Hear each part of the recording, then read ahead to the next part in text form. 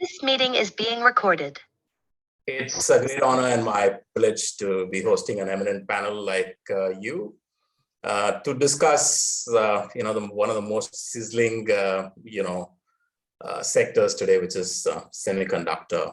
I'm Avinash, one of the founders of Global Talent Exchange. We're a global platform mobilizing emerging tech talent from skill-rich areas to areas with skill shortages. We're an exclusive platform for NRIs to explore opportunities back home in India. Technology today is pushing the boundaries of human possibilities, right? So it's working towards making life better across the world by accelerating social and financial inclusion. It has also taken on the critical task of making people and the planet healthier, right? With India emerging as one of the largest technology hubs, we are today looking at, in talent back home.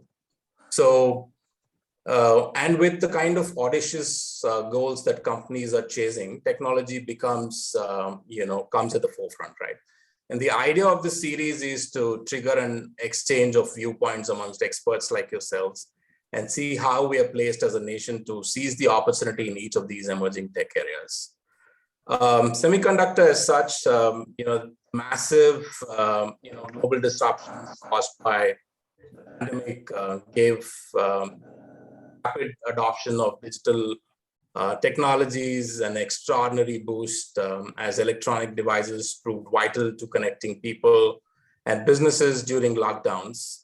As demand from both consumers and business customers soared in 2020, shareholders in semiconductor companies saw a high double-digit, returns despite supply chain issues and growing divergence in global trade.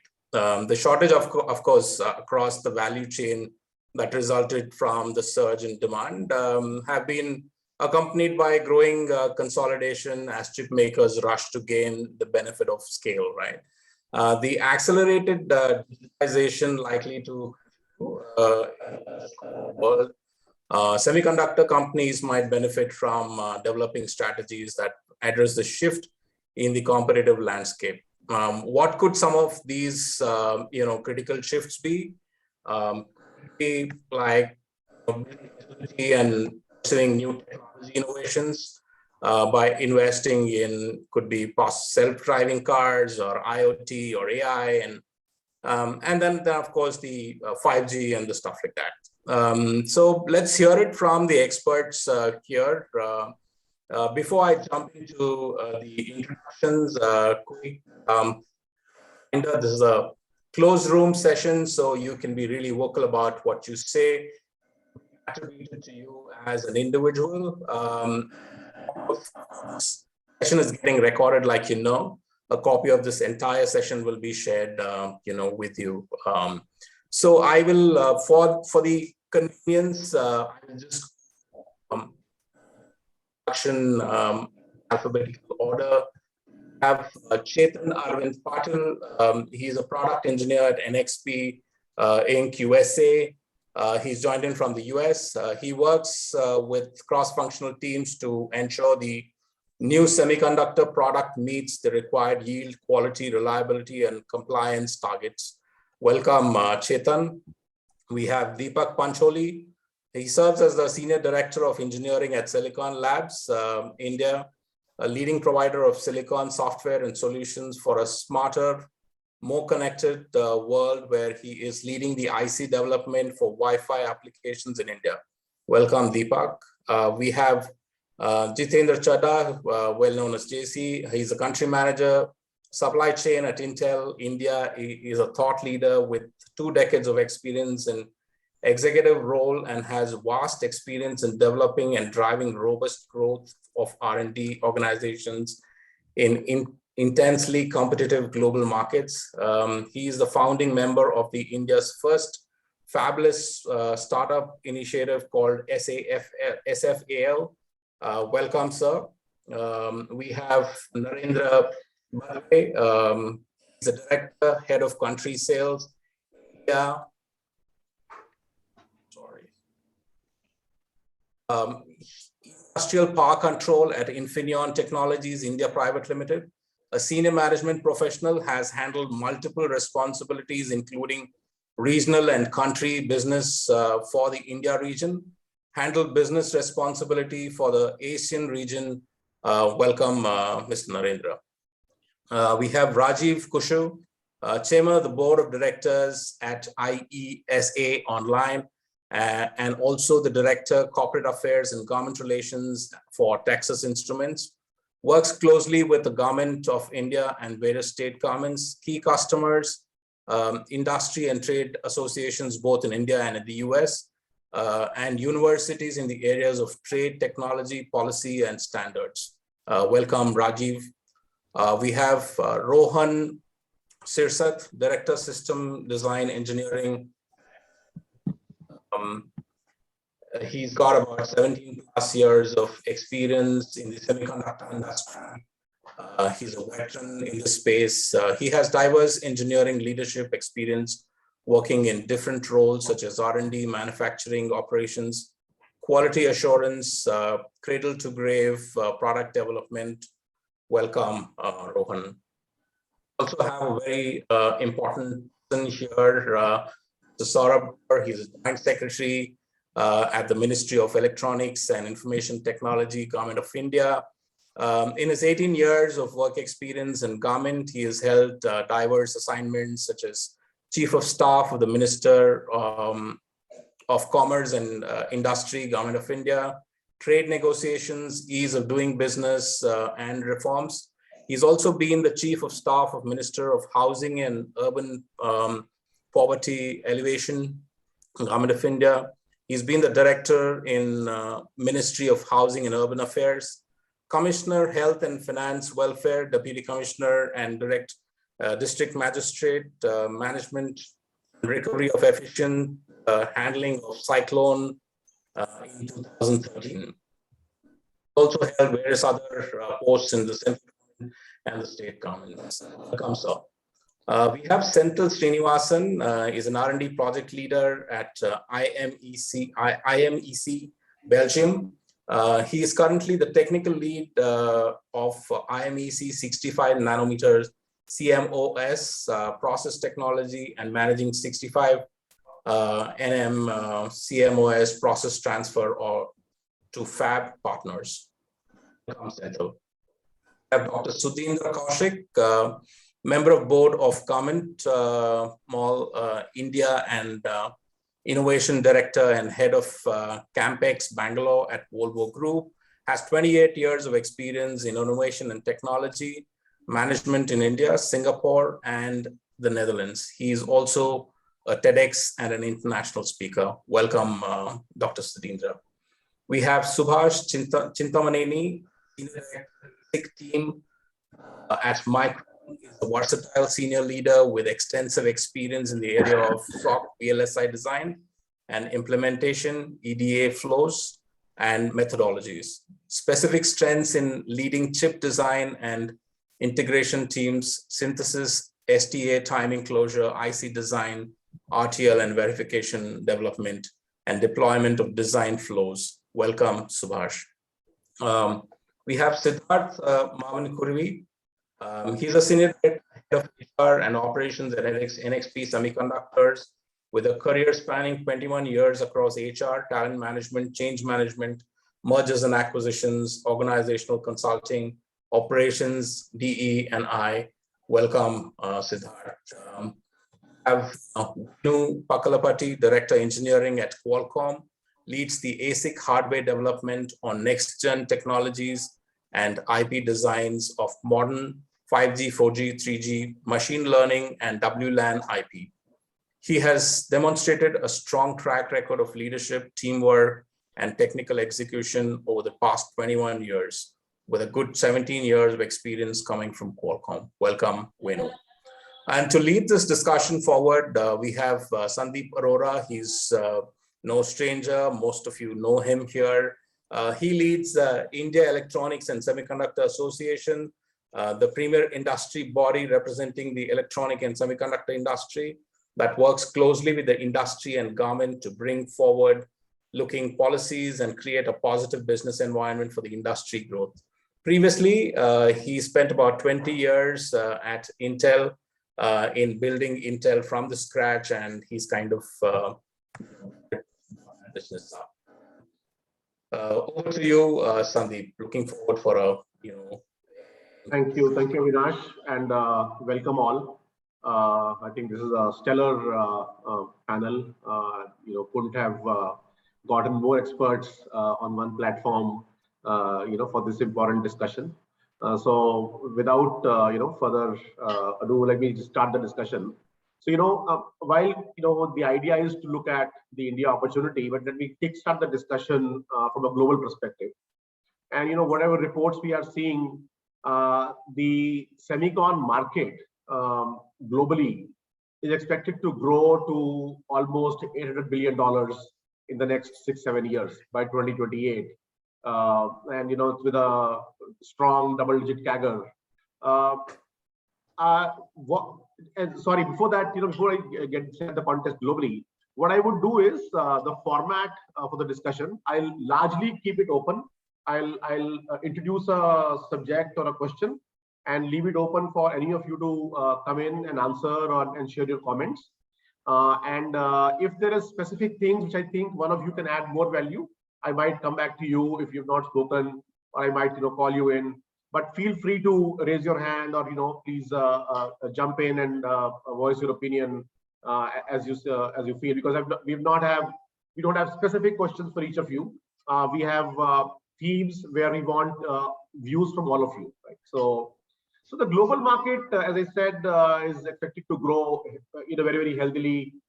We have seen last year and a half, semiconductors became the talk of the town. It became the sexy word again. Everyone is talking semicon shortage, supply chain disruptions, and everyone suddenly realized that semiconductors is not really a vertical business. It's horizontal. It's the base case for everything, and everything is dependent on semiconductors. And it is not something good to have. It is a very strategic business, right? So with that in mind, this business growth, what do you all think are the new opportunity waves? Where are the new opportunities emerging from? And as these opportunities emerge, which industry sectors or vectors will drive more growth and consumption? And also, which geographies or which countries tend to gain the most in the next 5 to 6 years? So just opening up, anyone can start.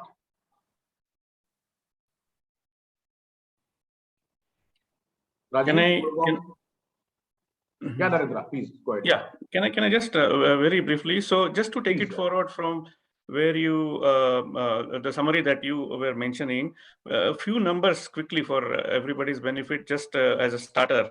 So semiconductor industry right from 1971, starting at 10 micrometer, is now moving to 5 nanometer and 3 nanometer. Most of us know the situation. Earlier years took a lot of time because it was technology was building, and now things are just happening too fast. Industry size was 200 billion in 1999-2000 time, and now 440 billion as of 2020. 2021 expected is, by the way, 540 billion. Final numbers are not yet seen, but that's what we understand. That's 100 billion growth in 1 year. And 2022 will cross 600 billion. So things are rapidly moving. Now, what is driving all of these global mega trends, as they call it, the energy efficiency part of it? There is a huge demand in data centers and applications like 5G and the technology related to that. A lot of other applications like inverterized appliances, the renewable energy, EV from 3 million to 6 million in 2 years in terms of quantity, and dollar content 400 to 800 plus. So it just everything is having a multiplying effect.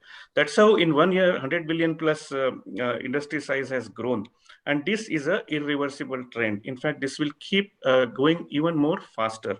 Governments are spending huge money in terms of giving out dole-outs, net zero targets, and so on and so forth. So all the triggers are looking like irreversible. So that is one part. In terms of the fab capacity, TSMC is holding most of it, the 54% of the capacity of the world. Samsung around 17%, and then there are three other fabs, SMIC. There is one in Taiwan, and Global Foundries. So all together is 80-85% of the capacity. Wafers is largely concentrated with Japan, more than 50%. So it's a globally interlinked industry. No one country is going to have a particular monopoly over it. And what is required is how India, because we are just starting, our design ecosystem, of course, is much stronger, around 33 billion size, if I am correct, and 20,000 engineers and so on. So that is definitely a strength. But other areas, we are in a catch-up game. In fact, just in a beginning stage, if we all agree. So very, very imperative that this becomes a non-compromisable action now. We just cannot sit assuming that things will happen, and government push and funding is going to be a huge part of it. So that's where it is actually. We need to really see how we integrate in the overall global ecosystem. Thank you, Narendra. Very well said. And Yeah, just to add, Sandeep, on what you said, and Narendra gave a very good, picture of overall industry where it is good. Few things before I start. Avinash, thanks for setting up the context and calling all of us. And before I even, try to address, Sandeep, what you're asking, I just wanted to make few points. As the industry leaders we have gathered, we had the similar kind of, meeting few months back in Delhi, where the government had called few of us to, give them some inputs and thoughts. And I'm addressing this to Mr. Saurav because some of the inputs that we gave were implemented within 2 to 3 weeks. So I was very happy, especially the India semiconductor mission that we had asked to be formed, and it is getting formed. So Mr. Saurav, thank you very much, and hope a lot of things that you will hear from the leaders here. Why I'm putting this in front is that what we talk, I think it should go, and government will take it seriously. That's my view here. You look at it, what Narendra just talked about overall, it is a growing industry. And, just even if we leave COVID out of the picture for a second, and all the acceleration in the consumption that has happened due to COVID, but if you look at the era, how this whole semiconductor ecosystem has grown, right from the mainframe days where, one semiconductor being used by thousands of people or 1,000 people, to in the PC era where it became one-on-one, where one chip used by one person. Then it became more of a servers, multiple devices used by one person. And what we are going into an era is thousands of devices used by one person. Right, with all the sensor technologies, everything from automobile to telecom and so on. So this thousands, I don't know what that is. It is 1,000 or 10,000 in the future. But what we are going towards is from one system to thousands of people using, to thousands of people or maybe more used by one person. So this industry, I think the growth, people have prediction 12%, 10%, but my view is, this is going to grow much, faster. Yeah. So now the question is, what we need to do. And today, if you look at it, and Narendra again pointed out where it is concentrated. A lot of it is concentrated with a few companies and in the few geographies or few areas. So if it has to grow by thousands of devices with one person, I don't think it can be served by the current ecosystem that we have today. And this ecosystem has to grow. I'm not saying only India, but this has to grow across the world. And what we need to find is, what are the right places, whether it is the knowledge workforce, whether it is the labor usage, where is the technology getting created. Each of the countries will have to look at, or each of the geographies will have to look at what value add they can provide to this ecosystem, because this is growing exponentially already. And then you add all the disruptions that have taken place because of unfortunate pandemic incidents, but the industry is actually growing because of that even more faster than before. So I just wanted to set that context, that even without COVID, I think we have to look this as something that will grow very, very fast. Absolutely. Just Thank to you. add to what JC just said, Sandeep, just to draw the context right overall from a demographics point of view, if you look in, clearly, I think Asia has been a hub of manufacturing, unlike US, which was more focusing on the R&D part of it, right? And with every shrinking technology node, and obviously 5, 4, or the 3 nanometer technology being one of the compelling nodes, ironically, I think US doesn't have a great presence, even through, you may call it, not to name any company here, but I think there's a heavy reliance on, reliance on TSMC, for example, and Samsung to some extent on the 5 nanometer, which typically go, in making the products related to any machine learning, artificial intelligence, smartphones for sure, right? So I think the new dynamics, how they are playing out, particularly from a demographics point of view, while it's clearly felt over the past couple of decades that Asia is turning out to be the real giant and the player when it comes to manufacturing, OSAT, for example, whether it's on the assembling, testing, packaging, and all that, that's the stronghold that Asia has. Unlike US, I think for some reason they focused a lot on just the R&D portion of it, right, which is like designing, and that's a cream part of it. But now I think over time, since with the compelling nodes and the extreme challenges that one would face when it comes to the etching processes, the UV machines like ASML, for example, the machines that have to be supplied, I think US is clearly thinking a way how to bring it back to the US soil. Surprisingly, when it comes to the raw material, obviously is a key to all this, right? I think silicon for sure, but now I think we are talking in terms of the gallium arsenide, gallium nitride, for example. There's an abundance of this in China, unlike in some of the other geographies. And the partnership with TSMC, for example, to bring back the 5 nanometer and eventually go down the path to maybe 4 and 3 nanometer technology, which certainly mean that, it's a win-win. For example, TSMC or Taiwan, for that matter, is not so great when it comes to analog semiconductors, but unlike digital, right? So it's kind of, there again, the geopolitical angle also, where China on one side tries to establish as a design player from an R&D perspective, same goes on the manufacturing side. But Taiwan is stuck between these two. So I think taking that back into the US soil, I think I heard there are a couple of big plans coming up on the 5 nanometer and eventually for 3 and 4. Surprisingly, the fab setup is a huge capex, right? I think if you take just for commercials, right? If you take a 28 nanometer technology, it would take about $1 billion to set up a plant. But on the similar lines, if you want to set up something in a 3 nanometer technology, it would cost somewhere around $10 billion. And these are the huge dynamics, that are at play. And it will be good to see, because clearly the world is embracing towards the smartphone, the warfare, for example, aircrafts, for example, navigational electronics, home appliances, IoT, and so on and so forth. Pretty much, I think the semiconductor industry as a whole will feed into this so-called electronic design industry, right? So that way, it's a huge opportunity. And I think, Sandeep, you yourself said, if the CAGR is going up from 400 billion to 805 billion or something, at that kind of a CAGR, certainly I think every country has an opportunity, an enormous opportunity for India, particularly given their talent. Rohan, please. Yeah, so yeah, I've just, since I wanted to set the context, right? Before we get into who gets what and which country participates what, right?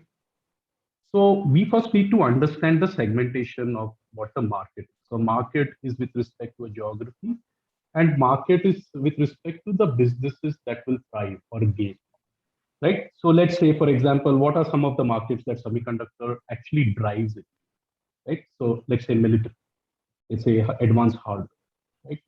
Let's say commercial, right? Commercial means what makes industries or organizations work more efficient, right? Let's say consumers, retail, right? New devices in the market, right? Education is an industry which could utilize your semiconductors.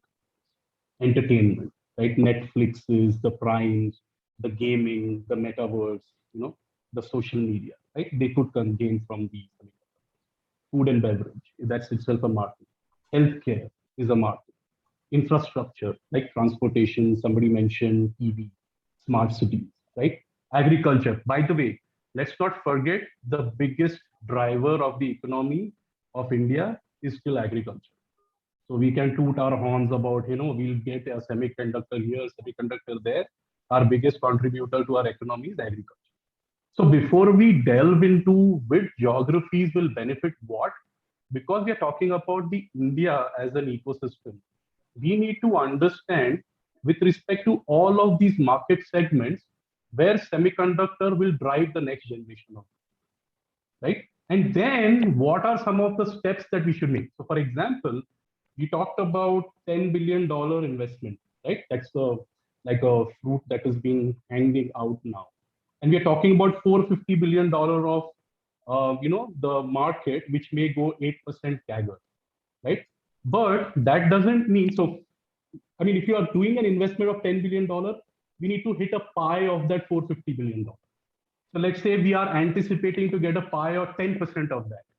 That means your input is 10 billion, so you're at least targeting for 45 billion, right? Now to go from 45 billion in 2022 to 80 billion in 2028, when we need 10%, will the government be still keeping on investing? So if there is a CAGR, there is a CAER, right? Expenses. Whether our $10 billion will stay there or will keep investing more, because it's not necessary that you input $10 billion now, you're going to get the 45 billion. You'll have to keep investing there. So first we have to understand what all markets as part of segments there we cannot make some, like military hardware. It will make you dependent on somebody. So if you were to invest there and get the technology out of it, your security concerns are taken care of. Or let's say if you need the military hardware and somebody else who's competitive doesn't supply you, you don't run into problems. So we have to break down all of these markets, do a comprehensive study that which is going to give you the biggest bang for the buck, and then start keeping your investment. I think fair point, Rohan, and I think a bunch of that work has happened on the side. Government, Ministry of IT, the Invest India team, they've been working. So let me kind of move to the next point on the India environment. And I think Saurabhji, I will ask you to start here, and then I will call other people on where are we currently in the global map in terms of capacity, skills, technology, regulation, policy, etc. And government recently announced path-breaking policy to make sure that the whole semicon ecosystem is being developed in India. What is the big goal? What is the thought process behind it? It'll be great if you can share that, for the viewers. Thank you so much, Sandeep. While the introductions were being done by Avinash, I was feeling whether I am a bit out of place in the conversation here.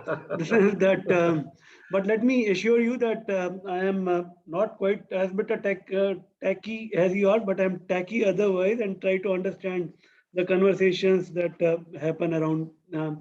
I am at the intersect of policy and technology, and while we have come out with the policies, the latest round of policies for semiconductor manufacturing, I'll probably try to answer some of the conversations that have happened earlier. The fact that JC talked about strong inputs from industry have been taken while framing the policies. And what Rohan was talking about, the fact that whether $10 billion is going to be sufficient, and what is the $10 billion meant for. And in fact, the other day, one of the conversations was, if government is going to stop at $10 billion, then it may as well not be doing it also, in the sense that that cannot be the be all and end all for this. So talking about the Indian context briefly, while we are looking at, I'll probably share a few few slides also for everybody's benefit, because not every day you get absolutely fine. Yeah. you get to meet and enjoy the company of some such August gathering. So, okay, it's slightly all over the place, but yeah. So what has happened is that electronic manufacturing, I'm sure most of you have already seen this, but electronic manufacturing has grown from $29 billion to $76 billion at 17% CAGR in last 5 years in India. And our imports, there is a definite trend in imports also, in the sense that the finished products imports are coming down. In fact, mobile phone exports are virtually less than, it's around $300-400 million. But the components imports have been increasing, and we expect them to essentially electronics to become the biggest import item in 2 to 3 years, more than oil. And the other part is that our exports also have been increasing steadily.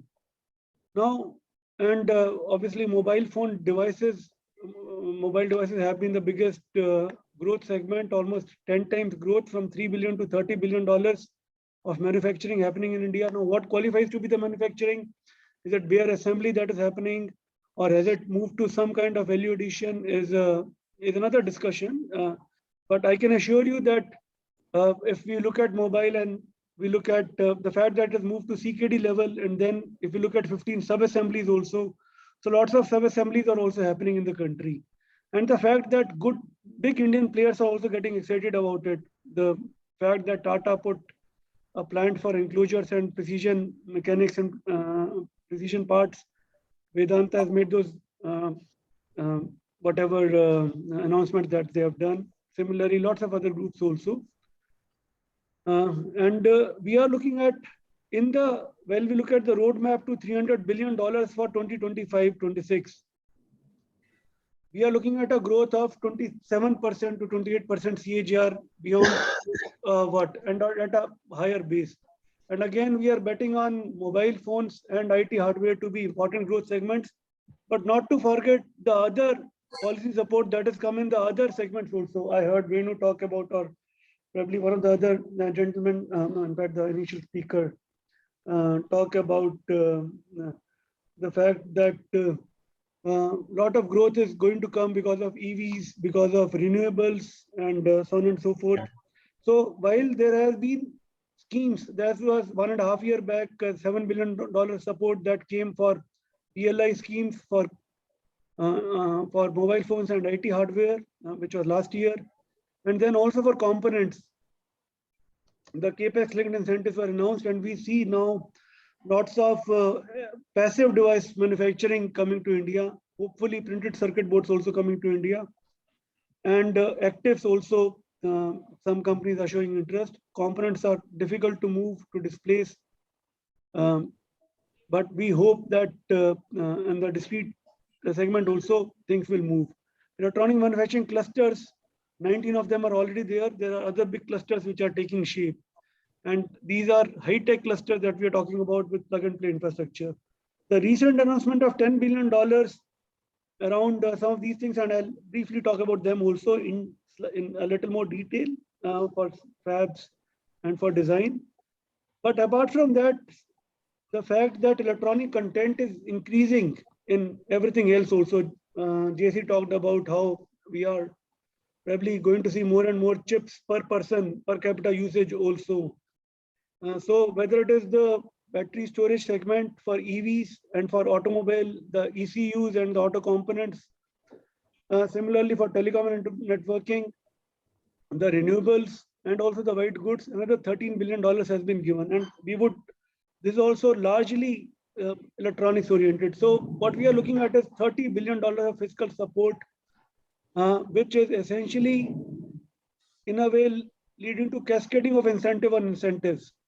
So unabashedly trying to support the system in the sense that companies who are making electronic components get manufacturing, manufacturing electronic components get supported through a production incentive as well as CAPEX incentives, which is capital investment incentive of 25% of capital investment being given back investment on building, clean rooms, machinery, plants, R&D, TOT.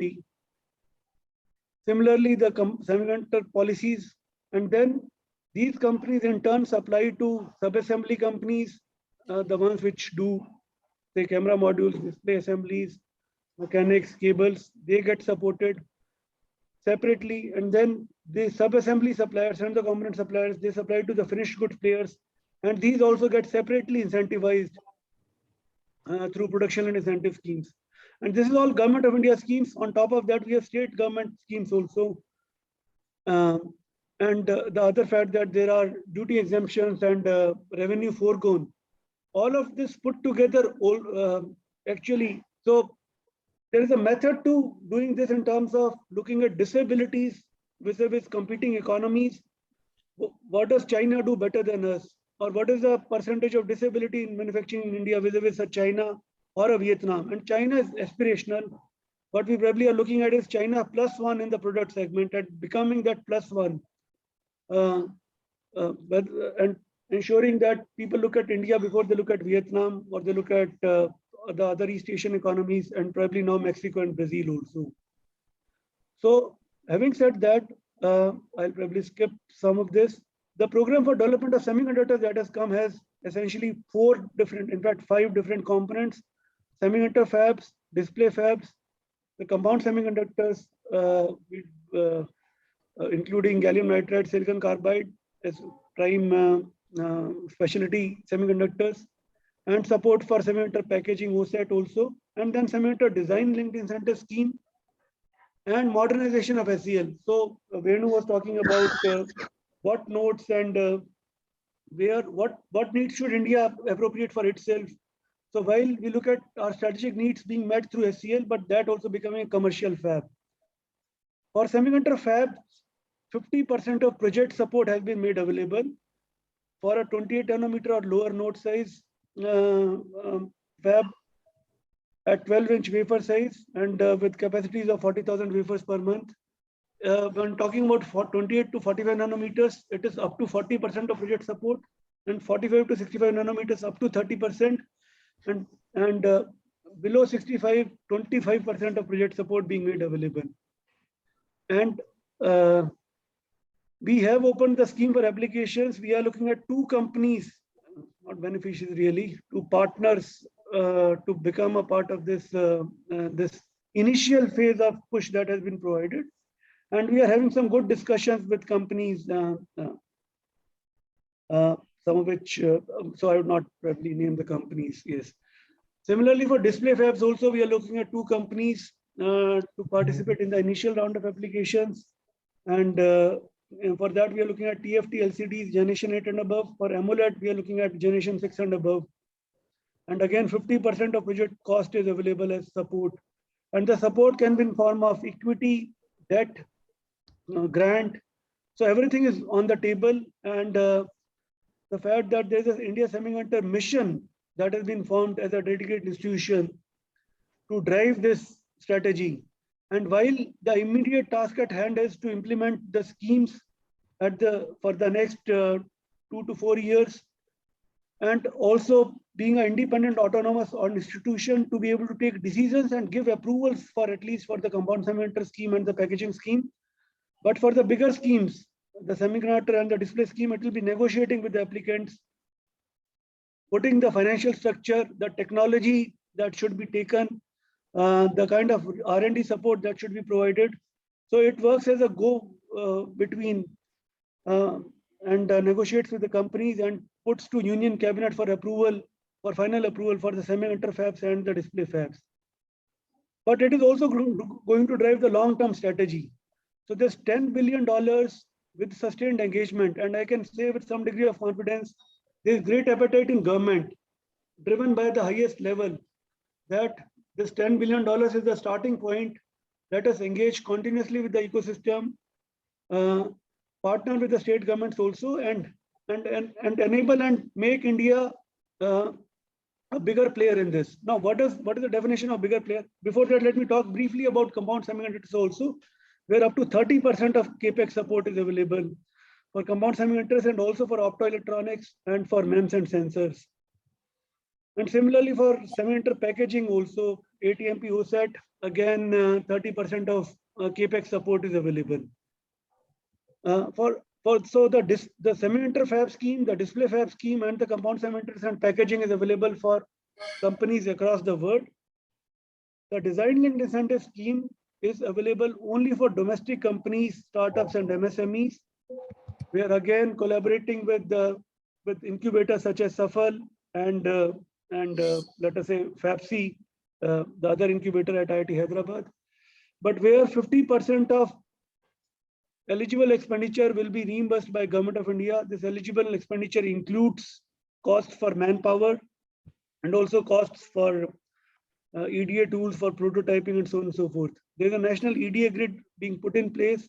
Some of you are involved in that, which will also have IP core repository and provide support for prototyping and post-silicon validation. Apart from that,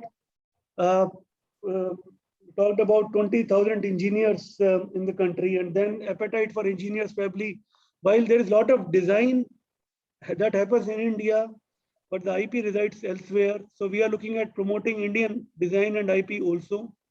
And for Indian companies which have successful products, for example, a LED driver IC, or let us say a power management IC, or an analog driver IC, or whatever designs are available, and we will do some kind of market aggregation, some kind of securement of market through a trusted value chain, or through invoking strategic needs, or through different policy measures that we have at our disposal, and try to aggregate market for Indian designs. And when they get deployed, 6 to 4% of deployment linked incentive also will be made available. So on the revenues that you get in terms of your designs getting deployed, your chips getting deployed, you'll get 6 to 4% of revenue for that also. So this is what has been thought about largely as of now. But now whether too many things are being attempted at the same time, whether we should be concentrating on one or one at the cost of other, I believe these are the questions for us to answer, and that is where we seek wise counsel also. So for each of the schemes, we are looking at very strong working groups also, or essentially task forces, which can guide the efforts as they move along. The other question probably we need to answer is whether the demand which is there today, by the time another 4 or 5 years when the India fab takes shape, whether it will be because of the cyclical nature of the industry, whether it will be sustainable. You cannot be burning money in a fab. Definitely, it's not a hobby. It has to be something which is very commercially driven, and otherwise. So whether there'll be any crowding out also because of lots of investments coming out across the globe, and whether the fab has to be globally competitive, it has to be export driven, but whether the domestic demand also cannot be, to my mind at least, cannot be the only pillar for sustaining the fab. So these are things we will be looking forward to finding answers to, which are the applications we should be driving. Again, we are not looking at sub 10 nanometers as of now, looking at strategic applications, but also looking at wherever we get good. So to our understanding, and with the information from people like you, if we get strong Indian brands or global brands also making India, which control the supply chain, influence them, and then keep the Indian fab also populated, Indian fabs populated is the other thing. So through this, I'm using this as an advocacy forum also to probably talk about our initiatives, and also engage with you at an individual level, seek your inputs, and probably have a more organized interaction in terms of the working groups that are going to come for each of the schemes also. Hopefully get some of you excited to become a part of that. Thank you so much. Saurabh, while you showed the 10 billion worth of a roadmap, there was some talk about 1.7 lakh crores worth of private investment. Where is that fitting? 1.7 lakh crores worth of? Some private investments worth of. Okay, so the way we are looking at it is, if we are looking at 50% of project support being given, okay, and it is not that Government of India is making the fab, but 50% of project support for 76,000 crores becomes almost double of that is the investment that is going to come through as part of only the semiconductor fabs. Apart from that, semiconductor and display fab ecosystem. Apart from that, we are hopefully some of these things probably you will see some of other things happening in the budget also, and we are quite excited about the budget that will come through. But we are looking at a very strong technology fund or a technology vertical coming through in the budget to attract private investment. What we are also hopeful is that as part of National Infrastructure Fund or probably a derivative of the funds, also a strong technology fund also taking shape in very short period of time to be able to attract global capital, act as fund of funds, and be able to leverage funding that is available or private investment that is available. So that is how that is working out, but I would be happy to get into greater discussion with you as part of that. I think Saurabhji, I can assure you that as we speak to other companies, there is certainly excitement around the policy and the forward-looking policy government has come out with. And to your point on especially the ISM, I think the idea of co-opting experts to help run it and making sure that they take center stage is beautiful, wonderful. I hear a lot, see a lot of hands. JC, you want to start on continuing from Saurabhji? Yeah, Sandeep, I see some new people who have not spoken. So let's start with them and then I will pitch in. So let me, Senthil, you want to go first? Okay, thank you. Thanks for inviting and giving all the experts, bringing all the experts in this forum. I have one question to Mr. Saurabh. Hello, Saurabh. We were about to meet 3-4 weeks before at IMEC. You couldn't make it. I have a question related to the fab. I understand that India cannot be a key player as of now. And also we cannot enter into less than 28 nanometer technology. That's to be blunt, but that's the reality, most realistic fact. But strategically, we might need a 28 nanometer technology. But there is also other governments like EU is planning to invest a big, huge money in that aspect. US is also thinking. But when it comes to the fab, it's a private players, less than 28 nanometer and so on. So is there any plan to collaborate with EU or US for strategic applications, which I wrote, I made a proposal sometime back. I submitted to PMO and also Indian Embassy in Brussels to Ashok, you might be knowing.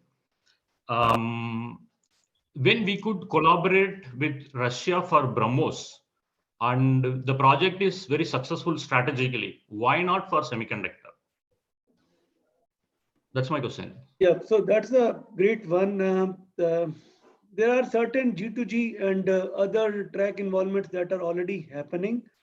So while I am involved with the business side of it, in the sense that how do you get businesses, and it is essentially not many players around, but most of you are represented, most of the companies are represented here. How do we get enough excitement in companies such as the ones represented here to become excited about Indian story and to be able to look at setting up fabs in India? Apart from that, on the G2G front, whether it is dialogue with Taiwan or with EU or with US at multiple levels is very much, as we speak, it is going on. So I will not be able to speak much about that. The other part also is that how do we say, if we are only talking about the strategic part and essentially bringing an element of trust in our electronics, so we can as well be qualifying a fab abroad as a trusted fab. Okay, and that is an option which is very much available and which has been there's movement around that also.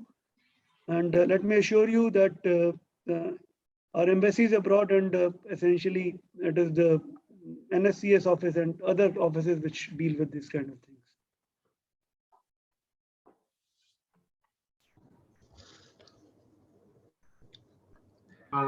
Sid, you want to go next? Yeah, thanks, Sandeep. Thanks, Mr. Gaur. Thanks for that, quick run-up of, what's going on in the, from a government standpoint. Since I am part of, HR, one of the questions that obviously comes to my mind is, what kind of incentives are we possibly providing so that we can build the talent ecosystem a lot better in the country, right? Today, there's a lot of hiring happening. I mean, we keep hearing in the news, all of you would have heard of this phrase going around, which is called the Great Resignation, right? So there's a lot of resignations happening. People are moving around. And the semiconductor world is relatively small, so people just circulate around the same companies over and over again, right? You'll have a lot of rehiring happening and so on.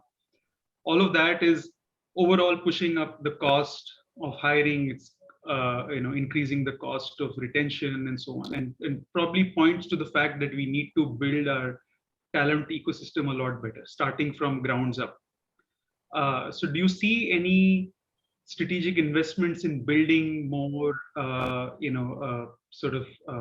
whether it's colleges or polytechnics or anything where, we start by building our talent ecosystem bottoms up, obviously, and from a long-term strategic standpoint that increases the overall pool of the talent that we have in the country, and so that we are not all going after that same talent with each candidate carrying 3, 4, 5 offers and overall pushing up our labor cost, right? So from a long-term standpoint, to keep us competitive, having a strong talent ecosystem is going to be extremely important.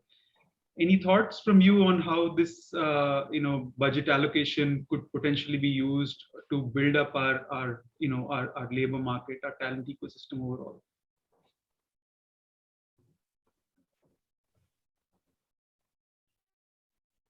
Said Siddharthji. So I do not know whether the question was addressed to me. In between, I got a call. This time tends to get busy from hereafter now. But I believe what I heard, at least, and I hope I'm not taking somebody else's time, is so apart from if you heard the cabinet while the minister was doing the briefing, the most excited we are is about developing huge workforce for semiconductor ecosystem. So there is a semiconductor manpower development program which has already been there, but there is a bigger program which is coming up, Chip to Startup program, where we are looking at 75,000, 80,000 more people to be developed, to be trained.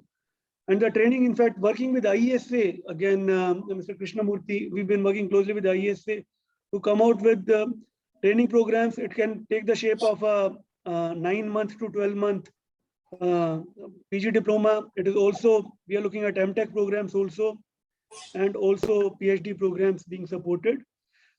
So in next 3 to 4 years, the target is to have at least 80,000 more people getting trained in semiconductors, designs, on the other aspects also, in the sense, plus apart from that, collaboration with Taiwan, a very strong collaboration with ITRI, with the III, is happening. In fact, very soon we will be reaching out to IMEC also, Senthilji. I believe Ashok would have probably already spoken to you for a collaboration with IMEC also through a couple of Consortium of India Academia. In fact, yesterday I was speaking to Varun Devji about that, and I look forward to reaching out to you. So what I'm saying is, if you guys can yourself also think that, look, the scheme or the ecosystem or the program that we have put together, the program is not just government's, it is everyone's. And we very much seek your responses, criticism, and also what can be done better in that. Feel free to reach out to us. We will provide you editable documents also. Please edit the way, if you were writing the policy, what would you like policy to be like? And we'll be more than happy to accommodate. And that is where the working groups will not just be advocacy, will not just be advisory in nature. They will be groups which will provide inputs, which will get into subsequent policies that will come. Thank you. Thank you.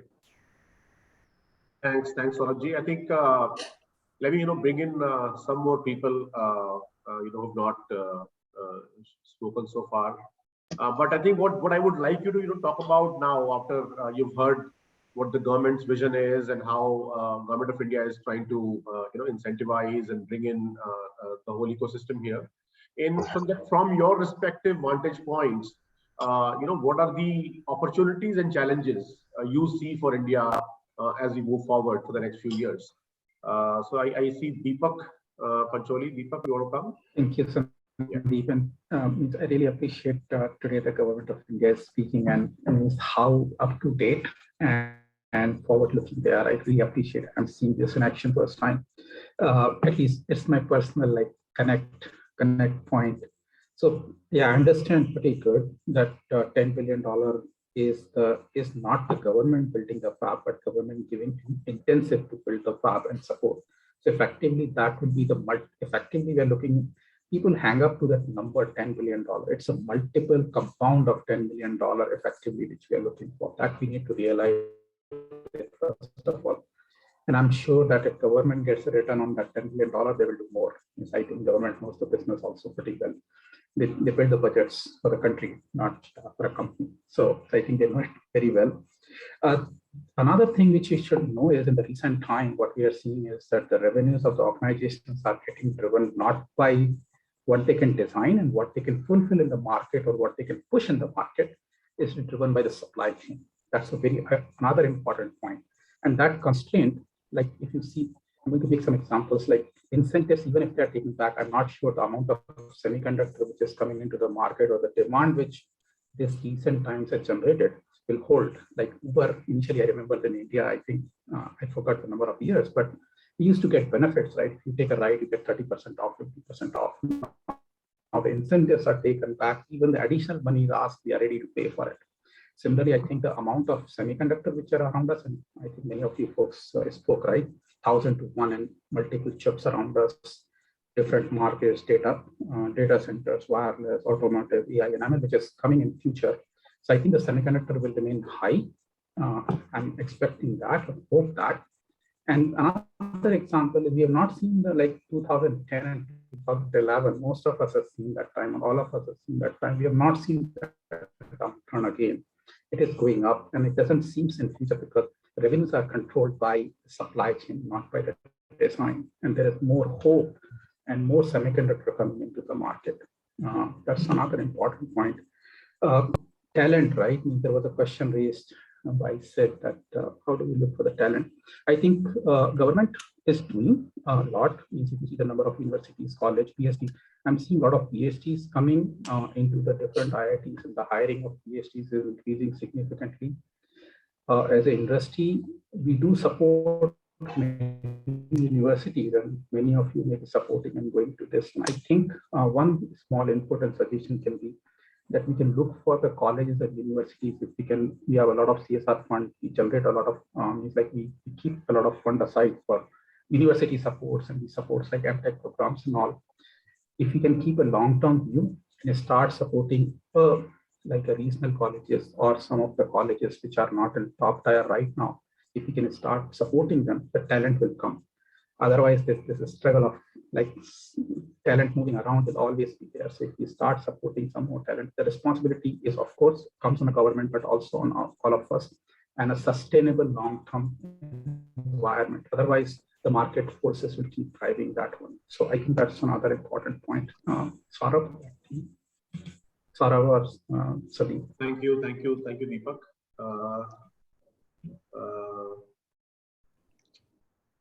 Anyone else has a Can I chime in here? Sandeep, I have a hard stop. So in another 15 minutes, maybe I'll just give my comments. So Rajiv, from your standpoint, your vantage point, opportunities and challenges for India, so especially what more can we do besides just the fab thing we have talked about, skilling, supply chain, whatever you want, please. Okay. See, thanks, Sandeep. Sorry to cut somebody. I don't know. Probably I cut somebody who wanted to talk, and I hope I did not cut somebody who did not talk before. Okay, thanks. I think a couple of things which I wanted to talk from an India perspective and from the global perspective. I think we just concluded a couple of reports. We're working on another report. See, one report which we are doing along with Counterpoint is basically on the Indian semiconductor market. See, the Indian semiconductor market is valued at around $27 billion in 2021, and it's expected to grow at a CAGR of 19% from 21 to 26. So, which means that we will touch a figure of around $64 billion in 2026. This is substantial numbers. These are not small. And the fact is that these numbers do not justify of having a fab in the country, but this hints us that this business and this semiconductor business is going to grow pretty rapidly, much faster than it has grown in the past and much faster than the rest of the world will grow. And as you know, the kind of population we have in terms of the age group and the consumption of smartphones and other devices will definitely lead.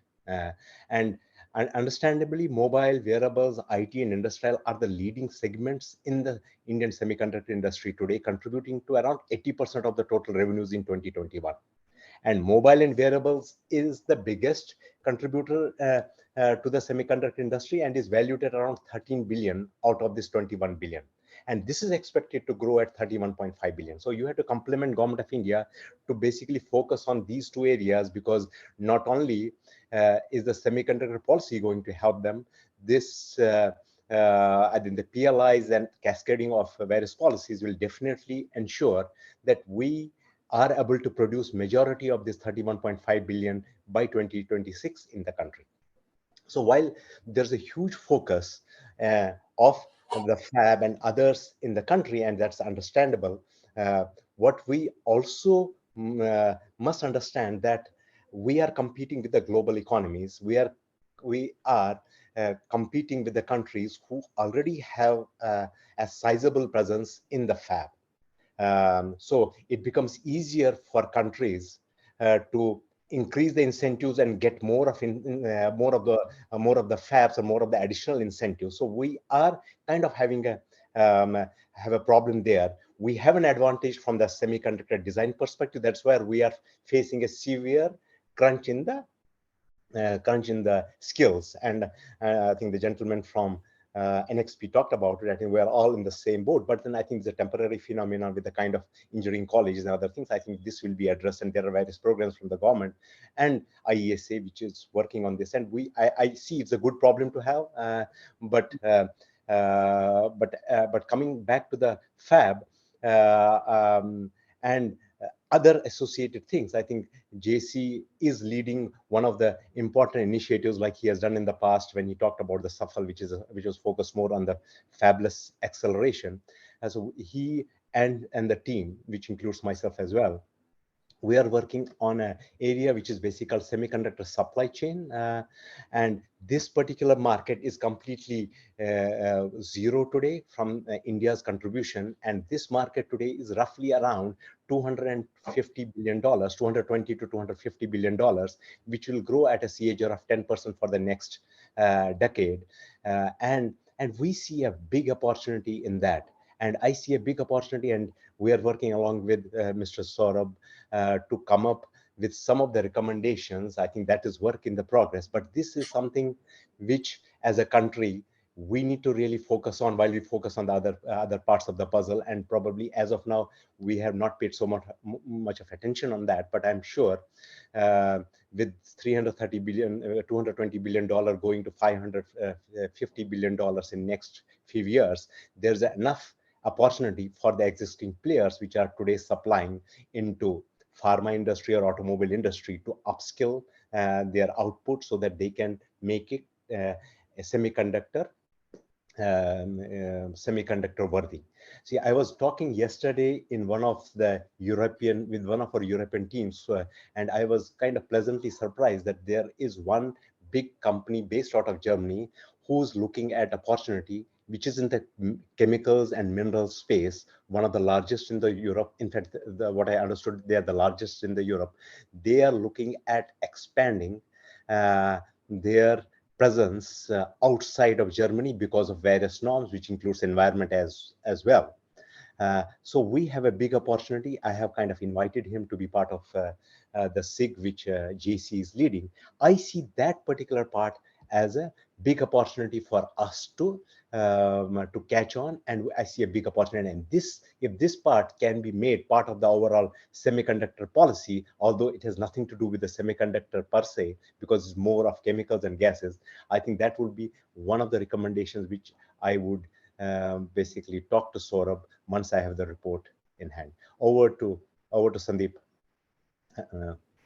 Thanks, Rajiv. JC, I'm just going to call Dr. Sudhindra and then come to you, please, sir. Dr. Sudhindra, your views here, please. Thank you, Sandeep. It was a pleasure to listen to so much of wisdom in a very short time. Thank you for that. So if I take my vantage point, like you mentioned, from Volvo, I had the innovation aspect, but my past life of semiconductor and software and systems, I think it's actually, in my view, it's not a very unique situation we are in. I think, but there are some factors which are affecting or modulating our cyclic nature of semiconductors. Actually, just not too long ago, even 2019, we were looking at a decline. And in a year's time, it has been literally the opposite of what we have seen in 19. So I think there is something modulating this whole cycle of semiconductors, in my opinion. And I think that was kind of amplified by what happened with COVID and the domino effect of all the, for example, demand for consumer electronic products went up, like computers and handphones maybe. And then suddenly there was a period where the cars went up and down and then went up and down again now, if I see the data from automotive sector where I come from. But there is a different angle that I saw when I looked at this. We at Volvo, for example, really see sustainability is not, the time for talking about it is over. The time for acting is in reality now. If you look at that concept and apply to the situation we are in, if there is any way to extend the life of our products, which will reduce the demand for new products, I think in a way we are helping this cycle to sustain and be at a better stability factor as such. There comes in the different aspects of how do we make products last longer? Can we, I saw a World Economic Forum video yesterday, coincidentally, which talked about, where people can repair the products themselves and hence they can use it for longer. Hence sustainability is in reality going to happen. But also at the same time, the pressure on materials and development and production capacity. I think somebody already mentioned that it takes $1 to $10 billion and not less than 3 years to get something going.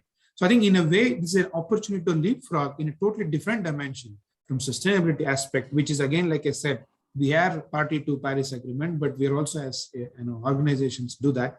Then we can bring in all the skills that the gentleman from NXP talked about, Siddharth, but also the AI aspects of how we can use technology to make our yields come to the level that we want from our fabs and so on, but also in the design and development aspect.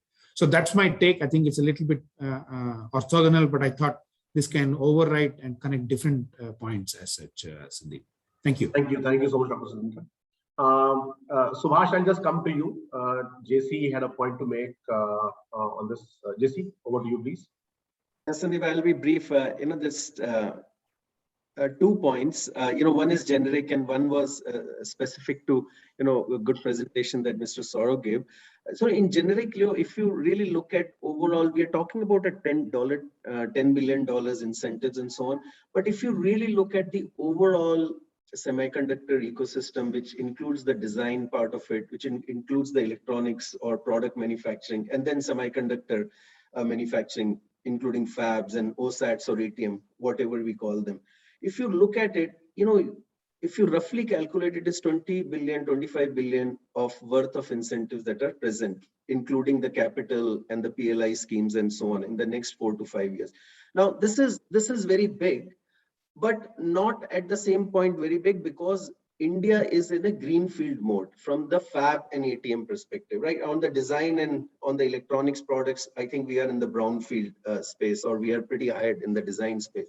So because we are going to be competing with a lot of brownfield investments, the reason being that it is very it is less costly to invest in the brownfield so that you can increase the capacity with less cost, and also it is faster. And because this, as we all talked, because the consumption is increasing and the capacity is low for the next 5 to 10 years, we have to compete with the brownfield investments. So that $25 billion or more is required. But at the same time, I would say if the industry is totally depends on government's incentives in this space, I think it will be wrong, because I think the market reasons and the business viability and profitability should drive after a kickstart has been given in the beginning. So, overall, so when we start pushing too much on only government or relying too much on government incentives from the industry perspective, it may not be the right mode that we will be taking. So we have to be careful how much we take the money on the some inputs to what Mr. Saurav presented. Couple of things, as we do the India Semiconductor Mission, Sauravji, I think it is embedded, but it did not come out clearly that it is not just for fabs and ATMs. I think we should broaden the scope to which includes the fabless, the design, the IP creation that you talked about, and also parts of high-tech electronics areas where we want to bring in some of the development in India. So if we can have that view, I think the broader view on the mission and its goals, it would be very beneficial. The second, I think this whole area of fabs and ATMs, it's not easy, right? It's not like developing a software ecosystem.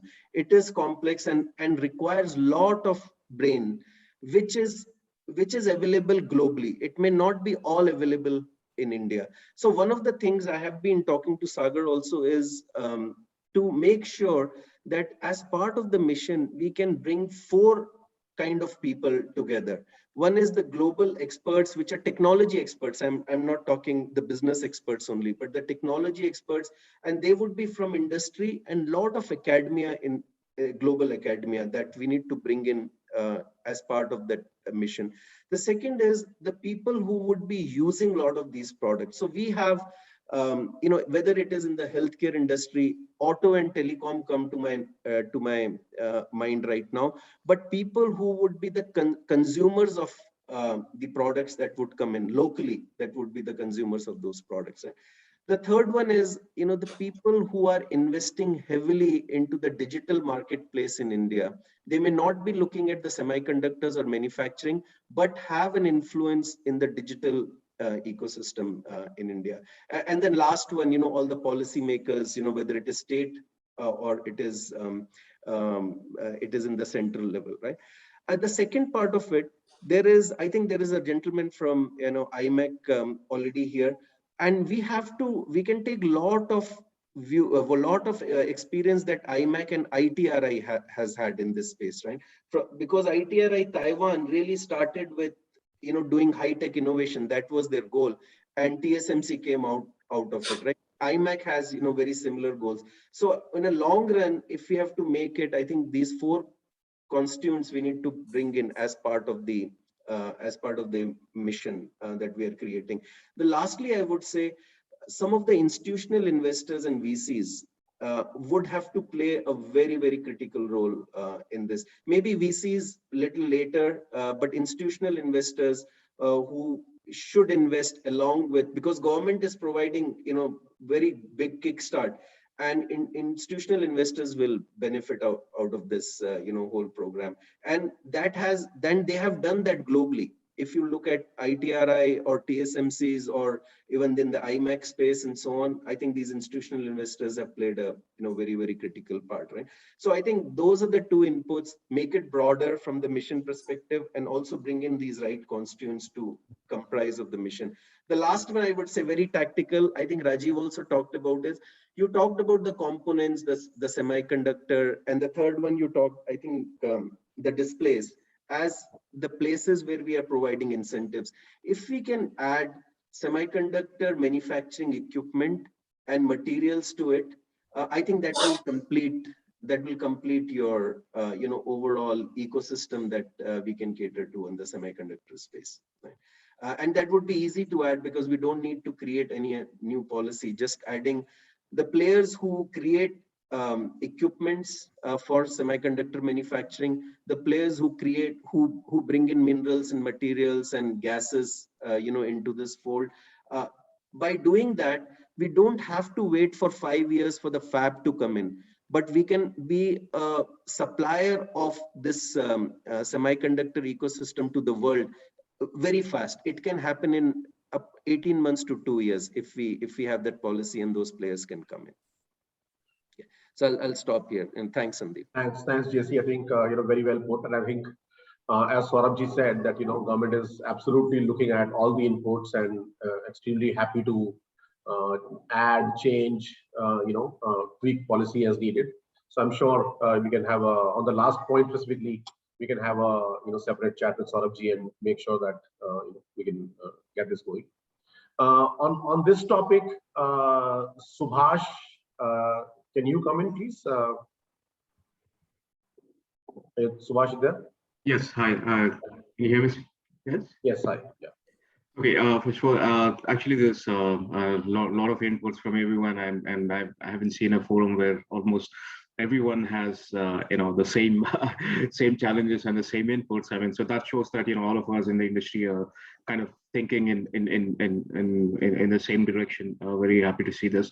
So I think enough has been said on this thing. I don't have too much to add there. I just want to add something on the talent aspect that was brought up in the forum.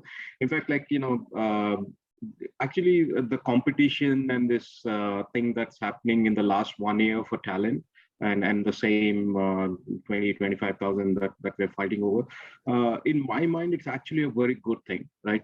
This just boosted up. I mean, it's just, if you're looking at a talent to be developed, the main thing is, the talent also has to be attracted to an industry, right? I mean, we all know that, our industry, you go to IITs or anywhere, the first preference usually was not semiconductors, right? Even the top guys, they would go for, let's say, the more attractive. So now, because of this, what's happening, the disruption that happened in the last 1 year, I just see that the demand has increased, so the salaries, all those things are going up, and there's a glamour that's associated with semiconductor that's coming up now. So I see it as a very positive thing in getting up the whole kind of the hype around the industry, right?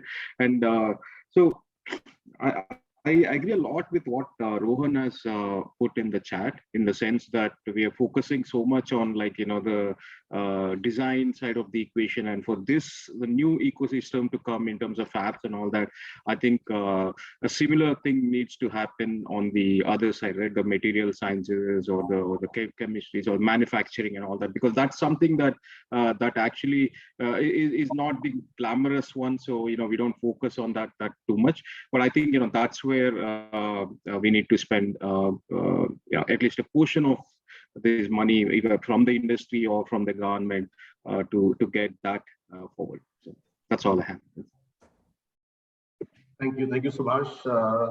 Chetan, can you come in quickly for your? Yeah, definitely. A lot of good inputs from everyone. I was just learning along the way.